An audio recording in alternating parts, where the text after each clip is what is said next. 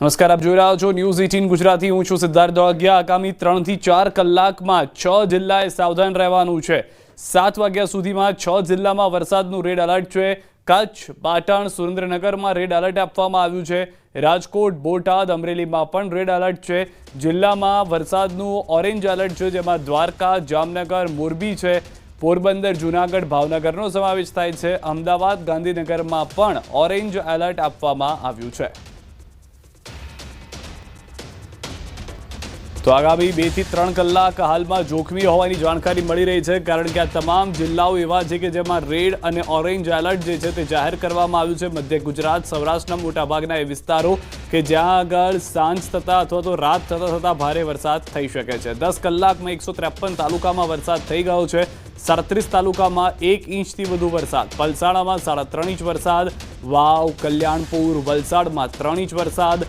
Tharad, Gadhada, વાપીમાં 2.5 inch વરસાદ થયો છે। લખતર અને બરવાડામાં 2.5 ઇંચ વરસાદ અત્યાર સુધીમાં થઈ ચૂક્યો છે। તો કચ્છની અંદર, ઉત્તર ગુજરાતની અંદર ભારે વરસાદના જે દ્રશ્યો છે તે આપ જોઈ રહ્યા છો।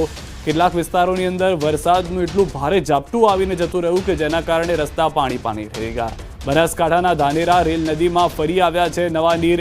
રેલ નદીમાં રાત્રે પાણી ઘટી ગયું હતું, અત્યારે ફરી પાણી વધી ગયું છે। ધાનેરાના રૂણી પાસે રેલ નદી બંને કાંઠે થતાં લોકો ચિંતિત બન્યા છે। વરસાદ બંધ હોવા છતાં રેલ નદીમાં વધી રહ્યું છે પાણી। રેલ નદી એક કારણ રહ્યું હતું કે જેના કારણે પૂર પર બનાસકાંઠામાં ભૂતકાળમાં આવી ચૂક્યું છે। વધુ માહિતી ન્યૂઝ 18 સંવાદદાતા કિશોર પાસેથી મેળવીશું। કિશોર, જે રીતે રેલ નદીના સ્તર વધી રહ્યા છે, કેટલું જોખમ, શું પરિસ્થિતિ હાલમાં બનાસકાંઠાની? સિદ્ધાર્થ, ગઈકાલે જે વહેલી સવારે રેલ નદીમાં પાણી આવ્યું હતું ને રાત થતા સુધી આ પાણી સુકાઈ ગયું હતું, પરંતુ ફરી એકવાર 3 વાગ્યાના સુમારે ધાનેરાના રૂણી ગામ પાસે જે રેલ નદીના જે પાણીનું સ્તર છે તે વધી ગયું છે અને બંને કાંઠે રેલ નદી વહેતી હોય તેવા દ્રશ્યો પણ સામે આવ્યા છે। અને રેલ નદીના બંને કાંઠે વહેતા હવે લોકો પણ ચિંતિત બન્યા છે। મહત્વની વાત તો એ છે કે વરસાદ બંધ છે છતાં પણ ઉપરવાસમાં જે વરસાદ થયો છે તેનું પાણી હવે ધાનેરા તરફ આવી રહ્યું છે અને આ ધાનેરાની રેલ નદીમાં પાણી આવતા અત્યારે તો વહીવટી તંત્ર પણ એલર્ટ છે અને જે ગામોને 22 જેટલા ગામો છે તે ગામોને પણ ગઈકાલથી જ એલર્ટ મોડ પર રાખવામાં આવ્યા છે। જો કોઈને સ્થળાંતરની જરૂર પડશે તો લોકોને પણ સ્થળાંતર કરવામાં આવશે, પરંતુ અત્યારે જે પાણી વહી રહ્યું છે તે નદીના પટમાં વહી રહ્યું છે એટલે લોકો અત્યારે ચિંતિત નથી, પરંતુ જો વહેણ વધે તો આ જે રેલ નદીના પાણી છે કોઈ ગામમાં પણ ઘૂસી શકે છે। સિદ્ધાર્થ, આભાર સમગ્ર માહિતી બદલ કિશોર। તો હાલમાં જે પરિસ્થિતિ છે તે કાબુમાં હોવાની એક તરફની પરિસ્થિતિ, પરંતુ આ તમામની વચ્ચે નદીનું જળસ્તર વધે તો ગામની અંદર જોખમ વધે। બનાસકાંઠાના ધાનેરાના સોડાલ ગામે તળાવમાં પડ્યું છે ગાબડું। તળાવમાં ગાબડું પડતા તળાવનું પાણી વહી ગયું છે। તળાવનું પાણી ગામના બહાર વોકળામાં વહી ગયું છે। તળાવની પાળ તૂટતા પાણીનો ધસમસતો પ્રવાહ જોવા મળ્યો। તલાટી, સરપંચ સહિત ગ્રામજનો પહોંચ્યા હતા। તળાવની પાળ ગામની બહારની બાજુ તૂટતા મોટી નુકસાની ટળી છે। જિલ્લામાં 2 દિવસથી પડી રહેલા વરસાદથી અનેક રોડ ઉપર પાણી ભરાયા છે। આલવાડાથી રાજોડા, નેગાળા, રૂની જવાના માર્ગ ઉપર ફરી વળ્યા છે પાણી। અનેક ખેતરોનું પાણી રોડ પર ફરી વળતા માર્ગ થયો છે બંધ। રેલ નદીમાં નવા નીરની જે આવક થઈ છે તેના દ્રશ્યો અમે આપને બતાવી રહ્યા હતા। હવે કચ્છ નખત્રાણાના દ્રશ્યો અમે આપને બતાવી રહ્યા છે। નખત્રાણા વિસ્તારમાં ધોધમાર વરસાદ, વરસાદી વહેણમાં પૂર જોશમાં પાણી વહી રહ્યા છે। પાણી વહેતા રાજ્ય ધોરીમાર્ગ બંધ થઈ ગયો છે। ભુજ, નખત્રાણા, લખપત રાજ્ય ધોરીમાર્ગ બંધ થઈ ગયો છે। માર્ગની બંને બાજુ ટ્રાફિક સમસ્યા સર્જાય છે।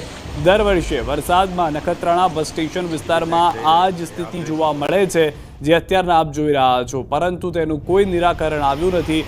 દ્રશ્યો સ્પષ્ટ કરી રહ્યા છે કે શું પરિસ્થિતિ નખત્રાણાની થઈ છે। એક્સક્લુઝિવ દ્રશ્યો ન્યૂઝ 18 ગુજરાતીની ટીવી સ્ક્રીન ઉપર જાણે પૂર આવી ગયું હોય તે પ્રમાણેના દ્રશ્યો છે। જેટલો વરસાદ નથી થયો તેનાથી વધુ પાણી વહેણમાં જોવા મળી રહ્યા છે અને કેમ તેનું કારણ હજી સુધી જાણી શકાયું નથી, કારણ કે વરસાદ હજી પણ માપમાં થયો હોવાનું સ્થાનિકો જણાવી રહ્યા છે। તેટલો ભારે વરસાદ નથી થયો જેટલા પાણીના વહેણ જોવા મળી રહ્યા છે। કચ્છના દ્રશ્યો સીધા અમે આપને બતાવી રહ્યા છે નખત્રાણાથી કે જ્યાં આગળ આ પરિસ્થિતિનું નિર્માણ થયું છે।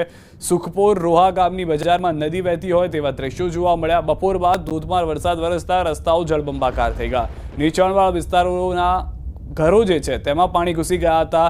બેંક ઓફ બરોડાની બેંક જોઈ રહ્યા છો જેમાં પણ પાણી અંદર ઘૂસી ગયા હોવાની સ્થાનિકો વાત કરી રહ્યા છે।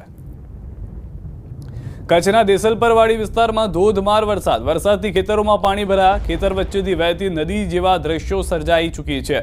આજે બપોરના સમયે ભારે વરસાદ વરસ્યો હતો આ વિસ્તારમાં અને તેના કારણે ખેતરોમાં પણ પાણી જોવા મળી રહ્યું છે. ખેતર વચ્ચેથી નદીઓ વહેતી હોય તે રીતના કુદરતી દ્રશ્યો પણ સર્જાઈ ચૂક્યા છે. તો કચ્છમાં વરસાદને કારણે નદી બે કાંઠે વહી રહી છે. અબડાસા તાલુકાની વેલડી નદી બે કાંઠે વહી નીકળી છે. મંગવાણાથી નીકળી નવી